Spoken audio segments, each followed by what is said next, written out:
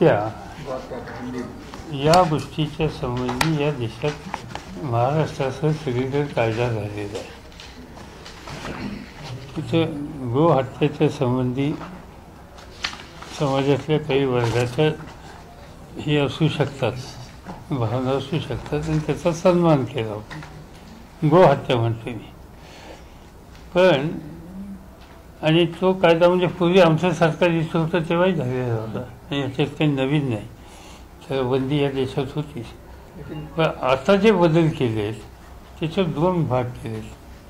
पूर्वीचा कायदा जो होता तो गायीपुरता सीमित होता.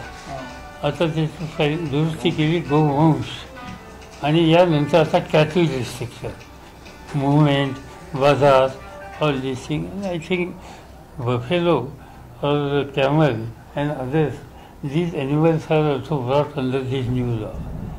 And this is a definitely injustice to sizable section 1. We say in this country, poor section of the society do eat beef.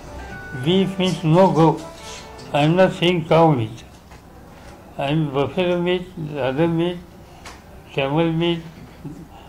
Sizable section do eat that.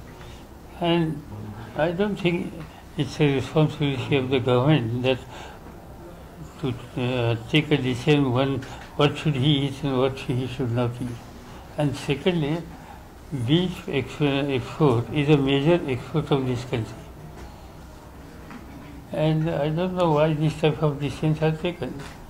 आणि मला आठवतं की मी एकदा पार्लमेंटमध्ये याच्याबद्दल बोललो, काही लोकांना आवडलं नाही, पण ती वस्तुस्थिती होती. मी सावरकरांचं उदाहरण दिलं.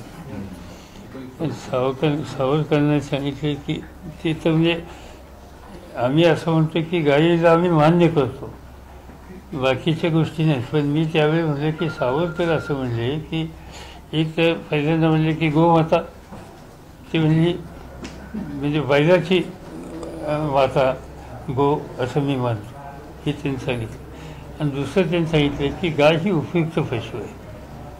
ती पशु उपयुक्त असेल तोपर्यंत तिचं काळजी घ्या, आणि उपयुक्तता संपल्याच्या नंतर विल्हेवाट व्हायला माझी हरकत नाही. आता हे सावरकर स्वतः म्हणजे दुसरा एक आता नवीन कायद्यामध्ये जो बदल करतात 1960च्या कायद्यामध्ये की जनावरे विकताना शेतकऱ्यांनी हमीपत्र द्यायचं आहे की हे जनावर असं आहे की नुसतं तेच नाही, सबन कॅटल मार्केट, कॅटल मुवमेंट, या सगळ्या गोष्टी आता नवीन कायद्यामध्ये रिस्ट्रिक्शन करतात. ते योग्य नाही.